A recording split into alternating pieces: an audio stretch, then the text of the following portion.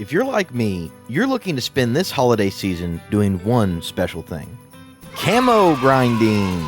I set out to find the most efficient ways to grind critical kills or headshots in Black Ops 6 Zombies. And in today's video, I'm going to show you 3 separate methods and the associated times for headshots with each of them. Also, to be clear, none of these methods require any glitching or exploiting, which Treyarch has been fast to patch, meaning if you watch this a year from now, all these methods should still work. Lastly, before we get into the video, if you found this video helpful, please let me know, and if you didn't, please also let me know in the comments below that this was not helpful, and for the benefit of every viewer, also put in the comments the fastest way that you are grinding camos. And if you did find this helpful, a like and a subscription would also be very much appreciated. I'm trying to get to 1,000 subscribers before the end of the year, and so you know what, even if you didn't find it helpful, I'd appreciate a subscription too. Drop a subscribe either way for liking or disliking the video. Lastly, after we talk about the 3 methods, I'll put the timestamps for each method in the comments below, and I'll also put in the timestamps below. I'm going to go over some of the general useful tips that I have found for these strategies that you might find useful as well as you work to farm headshots. So now, the first 2 methods should not shock you if you've been plugged into zombies recently, and those methods both rely on the Director's Mode. For those that don't know, Director's Mode makes it so that the rounds never progress past a certain point. In other words, there's a round cap. Now, if you didn't know the thing before, you're definitely not going to know this, but Directed Mode used to go on forever until Treyarch added a 5-hour limit to the map due to stability issues.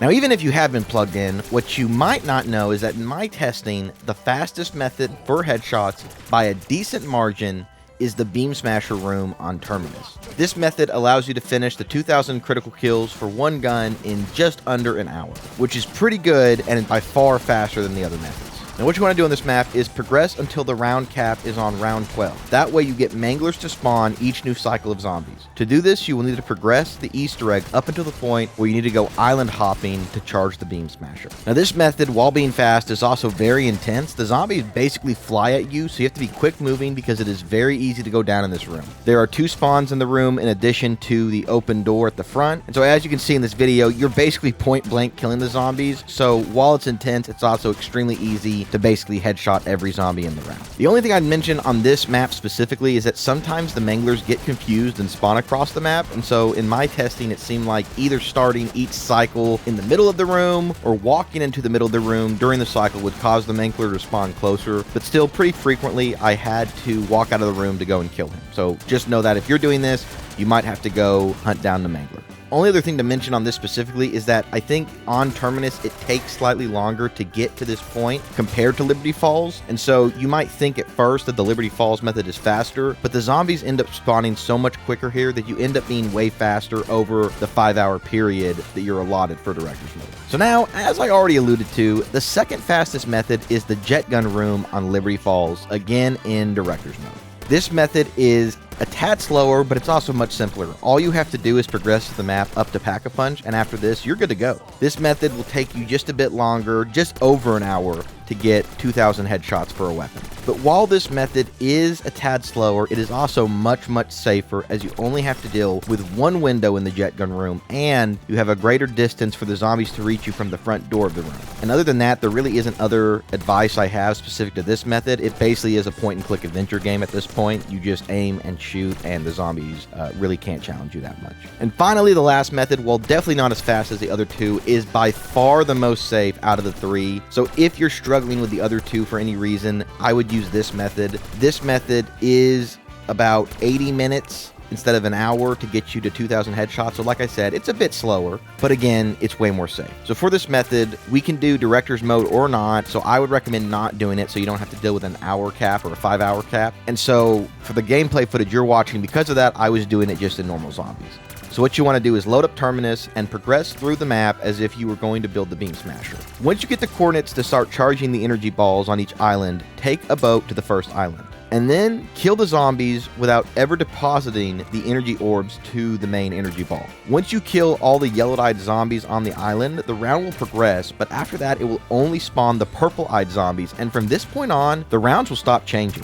So if you're efficient with your time, you can get to this step by round 9, meaning your farming round will lock in at round 10. There are ammo boxes on the island, and the zombies spawn at a much slower rate than the other methods, and that's why it takes a bit longer, but that's also why it's nearly impossible to go down doing this method. Now, important to note for this method specifically is that once you leave the island, the ball will despawn, and you'll need to progress around before starting the farming method again. So make sure to head to the island with the guns you want, Pack-a-Punch leveled up to the specs you want, and the perks you want, because once you arrive, you will not be able to leave. But guys, just to tell you how safe this method is, like I said, for both the director's mode methods, I wanted to have the max armor and made sure my armor was full all the time. For this method, I went to the island with no armor, and once my armor died, I did not replenish it. It is literally super safe. You don't need to worry that much about dying using method 3. And so now, here's some general tips that I have found as I've been working through the camo grind. For the director's mode farming, make sure to not level up your weapons too high, otherwise you will severely hurt your farming speed. This is because the armored zombies that are killed with a single shot do not count as a critical shot. You have to first knock their helmet off and then kill them with the critical shot. This is also why if there's an insta-kill and you one-shot kill, even if it's a headshot, an armored zombie, it won't count as a critical kill. The only weapon that behaves differently in my testing, which I believe is due to the fact that there are multiple pellets instead of a single bullet, are the shotguns. But in general, I found that a green or blue gun, single pack-a-punch will do the trick. Sometimes you can get away with double pack-a-punching the weaker guns, and you'll still be able to critical kill all the zombies. For method 3, the island method, you will not have the ability to kill manglers, unlike the other two methods using director's mode. But important for the other two director's mode methods, be careful about progressing past round 11 or round 12, because when you hit the max round cap of 15, I found that manglers were not spawning. So you definitely don't want to hit the round cap, because then you won't get any mangler kills if you're trying to also farm the mangler kills. The perks that I found useful for the director's mode were Deadshot Daiquiri, obviously, Juggernog, Speed Cola, and Quick Revive.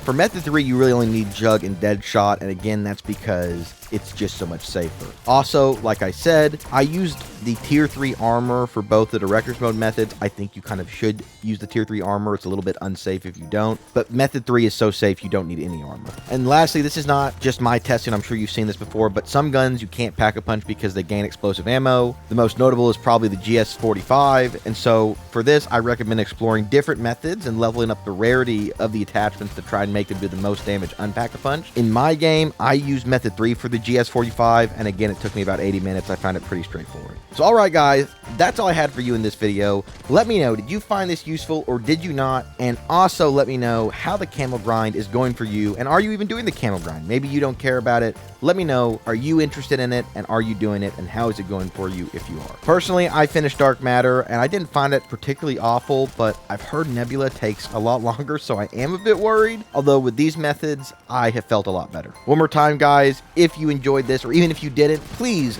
drop a delicious subscription for this channel. I'm trying to post mostly zombies content, but I'll also post some hunt stuff every once in a while. And lastly, I hope you have a great day, a great Thanksgiving if you're watching this before Thanksgiving, and a great Christmas if you're watching this before Christmas. And of course, I'll talk to you later.